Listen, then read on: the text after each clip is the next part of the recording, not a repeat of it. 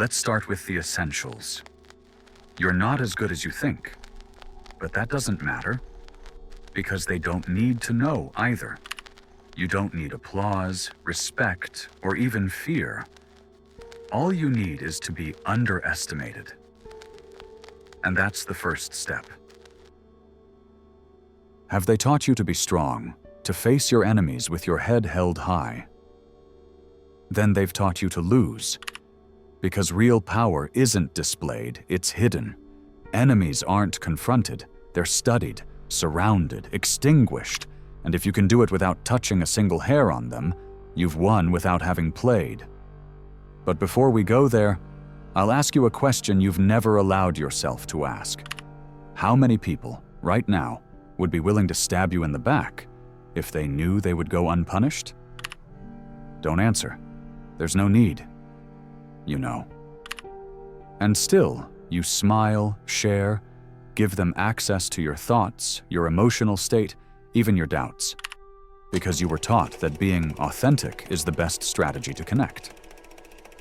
Connect with who? With people who are just waiting for your moment of weakness to validate themselves through your fall?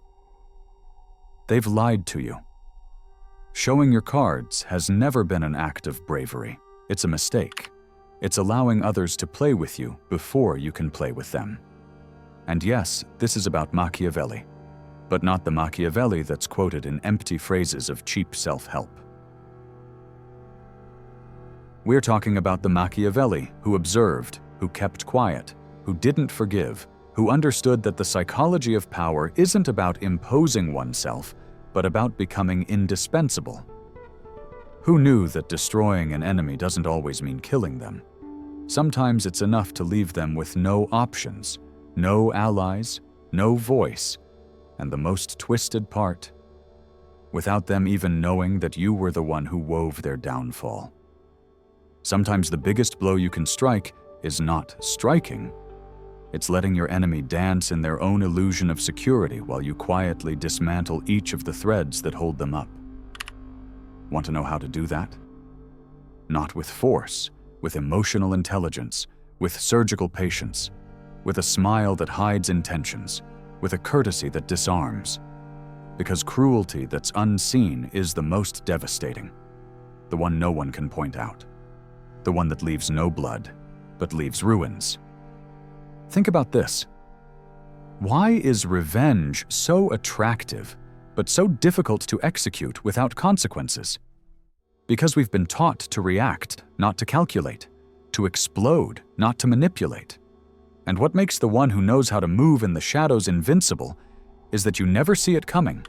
You never know where the cut came from, but when you notice, you're already bleeding inside. That's the perfect victory. Not the one that's celebrated, the one that's hidden. Machiavelli said it without hesitation. The end justifies the means. But most people repeat that phrase without understanding it. The real message isn't moral, it's strategic. The end, if it's important enough, turns even betrayal into a virtue. And if you keep playing by the rules of honor, transparency, visible goodness, get ready to be eaten alive by those who already understood that real life isn't fair. It's harsh. And only the one who knows how to adapt to the terrain survives, not the one who wants to change it. There's something perversely beautiful about seeing someone who has despised you, betrayed you, tried to sink you, end up seeking your help. But for that to happen, you must not seek immediate revenge. You must build scenarios, inject doubts, become a figure who isn't attacked because no one knows exactly what you're doing, or which side you're on. That's the art. Blur yourself so much that your enemies can't draw a direct line to you, even though they suspect that behind it all, it's you. And you, who are reading this, you've already had that dark thought, that silent fantasy of destroying someone. Don't deny it. The thing is, you never knew how to do it without losing face, without getting dirty, without leaving evidence. And that's where this comes in. Because this isn't about revenge, it's about redemption. It's about regaining control without stepping into the mud. Because there's something much more powerful than doing harm. Making the other destroy themselves, believing it was their own idea. You don't need to make noise, no warnings, no threats. The most dangerous enemies are the ones you don't know you have, and you can become one of them. Invisible, precise, impenetrable. Want advice? Stop talking. Stop explaining. Stop justifying yourself. Every word is a clue, and every clue weakens you. Observe more. Listen more. Make them talk. People tell you their strategies when they feel you're not competing. And that's where you win, when they believe they've already won. Because the ego always speaks more than it should, and you just need to be there when it does. A golden rule. Never return the blow to someone who betrays you. At least not when they expect it. Let them lower their guard. Make them believe they've already hurt you, that they've won. Be water. Be fog. Be smoke. Nothing disorients more than someone who doesn't react, because everyone expects a response. When you don't give one, their world shakes. They start asking themselves why you're not responding, if you're planning something, if you know something, if you already have everything under control, and that doubt is your poison, because an enemy who starts looking over their shoulder stops looking ahead. And right there, that's when they fall by themselves. Do you know what's the most addictive part of this strategy? That it doesn't require violence. It requires intelligence, patience, and above all, an immense ability to endure silence. Because that's the hardest part. Not acting when you have the impulse, not speaking when you're right, not proving yourself when they ask for evidence. Silence isn't passivity, it's contained power, and only the truly strong can endure it. Most people believe winning is about defeating, but Machiavelli would tell you something else. Winning is not having to fight. Winning is placing your pieces in such a way that the conflict never erupts, because the other has already lost before it even started. And for that, you need to understand something that very few accept. The easiest enemy to destroy is the one who believes they have no enemies. That's why you should never confront them directly. You just have to feed their arrogance, make them talk too much, make them expose themselves, make them relax, and meanwhile, you build. Without stopping, without noise, without a name. Want absolute control? Make your enemy trust you. Nothing destroys more than betrayal that wasn't seen coming. But for that, you need emotional discipline, surgical coldness. You can't afford to feel pity, anger, or pride, because every poorly managed emotion is a crack in your wall, and you can't allow cracks, because we're not playing to defeat. We're playing to dominate, to own the whole board, and that can only be achieved with a strategy so clean that it seems like you weren't even there. Now tell me, what would you prefer? To be remembered for your screams, or feared for your silences? To be visible, but weak? Or invisible, but decisive? Because the difference between real power and the illusion of power is this. The former doesn't announce itself. It's only felt. And you, if you do it right, will become that which no one sees, but everyone feels. A ghost, a whisper, a presence that can't be touched but weighs on every decision. Welcome to the real game of power. The one won without getting dirty. The one played with the mind. The one Machiavelli designed, not for the brave, but for those who know how to wait. And you, if you've made it this far, have already started playing. And now listen closely, because what comes next is not theory, it's the key that separates the amateur from the strategist. If you already understand that real power is invisible, if you've already internalized that it's won by controlling, not by hitting, then it's time for you to see the most subtle and most effective dimension of dominance. Perception. Not yours, but others. Because in this game, it doesn't matter who you really are, it matters who you seem to be. And here comes the twist that very few master. You don't need to be powerful. You just need to seem untouchable. Perception is everything. No one attacks what they don't understand. No one challenges someone who projects absolute certainty. Why do you think some leaders, even when they're lost, manage to maintain control? Because they master the art of image. It's not vanity, it's survival. Weakness only becomes a problem when others notice it. So, even if you're trembling inside, your gaze shouldn't waver. Your body language should be firm. Your words precise. This is not about being sincere, it's about being strategic. Because every interaction is an opportunity to condition the other, to plant an idea, to install a narrative about you that plays in your favor. And this is where most people lose themselves, because they believe power is imposed, when in reality, it settles in the mind of the other. You don't need to say you're strong, you just have to act as if your strength is an evident fact. Non-negotiable, without explanations. Silence, again, is your best ally. While others justify their moves, you just make them, without warning, without adornments. And that confuses, unsettles, disorients. Want to be truly impenetrable? Don't let anyone fully understand how you think. Make them unable to predict if you're in agreement or planning their downfall. Maintain a calculated ambiguity, because predictability is a weakness. The enemy who knows how you'll react has already won half the game. But if you make them doubt, not knowing whether you're an ally or a threat, you already have them dancing to your tune.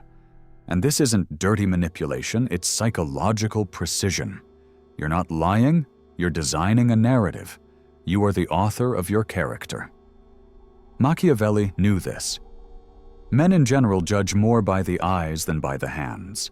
Everyone can see what you seem, but few understand what you really are. So decide who you will be on the surface, and hide the rest. Because the less they know about you, the more power you accumulate. Mystery isn't a decoration, it's a shield.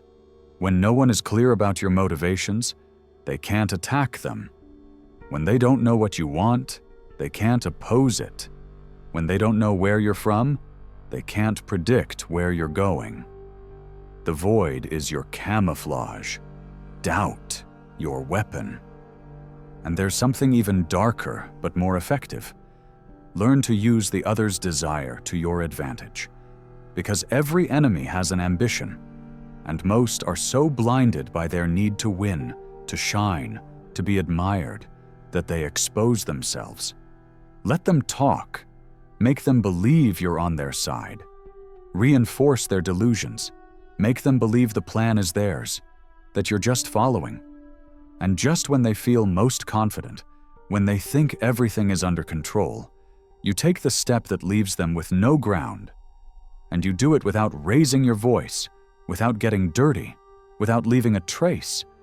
The fall will seem like an accident, and you barely a shadow passing by. Because another thing no one tells you. The best trap is the one the other sets without knowing it.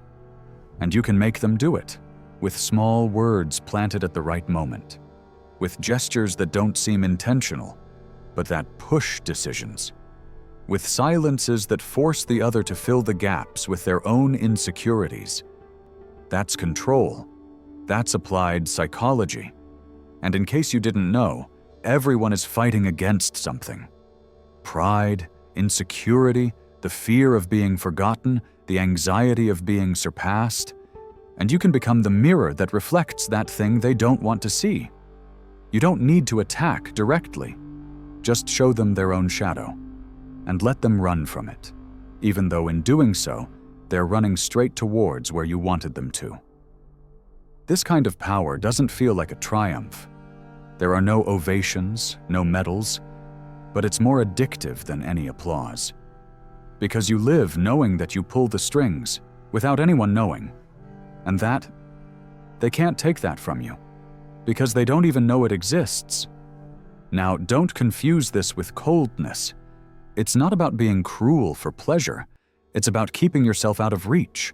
Because the moment you act from emotion, you're lost. You can't afford to act out of anger, pride, or revenge. You can only move for one reason: strategy. Every step must be functional, not cathartic. If something doesn't bring you closer to your goal, it's a distraction. Period. And if there's something you need to learn today, it's this: the enemy isn't always outside. Sometimes it lives in your impulse to prove yourself, in your need for approval, in your addiction to being right. That's the enemy that gives others the most power over you. Because as long as you try to validate yourself, you're handing over control. But when you free yourself from that, you become untouchable. Machiavelli would have said it like this if he were alive today: don't seek justice, seek advantage. Don't ask for forgiveness, negotiate power. Don't shout your truth, let it impose itself. Because the truth doesn't need defenders, it just needs space. And when you control the environment, everything else falls into place. So from now on, observe who wants to fight with you. Ask yourself, why do they need to attack you? What do you project that bothers them so much? What crack of theirs are you touching just by existing? And then smile. Because every enemy who reveals themselves is showing more about themselves than about you. And you, if you maintain control, have already won without lifting a finger. Remember this: the power that is unseen can never be destroyed, because there's no way to fight what can't be named. And you are building just that: an intangible presence, a silent influence, a faceless authority. You don't need revenge. You just need time. Because everything falls under its own weight. Just make sure you're looking from above when it happens. And here is where everything converges, where the masks cross, the unspoken words, the movements that seemed casual but were calculated. If you've made it this far, you're no longer playing the same game as the others. Because while they scream for attention, you learn to dominate silence. While they seek visible enemies, you understand that the most dangerous ones never let themselves be seen. Because true power doesn't need witnesses, only results. And now comes the most interesting part: what turns all this theory into a real weapon. You need to learn to disappear, not as an escape, but as a strategy. Because when you disappear, you don't give references. You don't allow yourself to be defined. And in that void you leave, the rest starts building versions of you. Versions that fear you, that respect you, that assume you're something. And none of them is true, but all of them play to your favor. Because the more mystery you generate, the more space you occupy in the minds of others. And in this world, mental presence is worth more than physical presence. Think about this. When someone stops talking to you, it's not the silence that hurts. It's what you imagine it means. That's the key. You don't need to do anything direct. Just let others fill the voids with their own fears. The strongest enemy isn't the one who yells the loudest. It's the one who forces you to think about them even when they're not there. That's why disappear at the right moment. Not when you're losing, but when they're about to believe they're winning. That's when they get disoriented. When your absence becomes a presence louder than any speech. Because not knowing what you're doing is worse than knowing you're planning something. And the final part of all of this, the closing of the work, isn't a phrase nor a gesture. It's absolute calm. It's sitting down with the certainty that the board keeps spinning as you left it, that the pieces keep moving even though you're no longer on stage. Because when you do it right, you leave delayed effects. And that's the closest thing to immortality that can be achieved without fame or scandal. So yes, you can defeat your enemies. You can do it without touching them, without shouting at them, without getting dirty. You just need to learn to think like they would never think, to move where they don't dare, to live in that terrain that has no name, but where everything is decided. Now tell me, are you ready to play without showing your cards? To let them underestimate you, while you take control? Because if you've made it this far, you're no longer just anyone. You're part of the small group that sees war, but not from the battlefield, but from the hill. And from there, things look very different. Leave me a comment with the phrase, "Silence is not emptiness, it is strategy." I want to see how many have made it this far and are ready to stop being pawns. Subscribe, but not for me. Do it for you. Because here, we don't come to hear comfortable truths. We come to wake up. And if you dare, activate the bell. Because what's coming won't be gentle. And now I won't say goodbye. That word is for those who leave. I just step back. So you think I'm not here. But when you forget, I'll return. And you won't know if it was me or just the consequence of your own mistakes. See you in the shadows.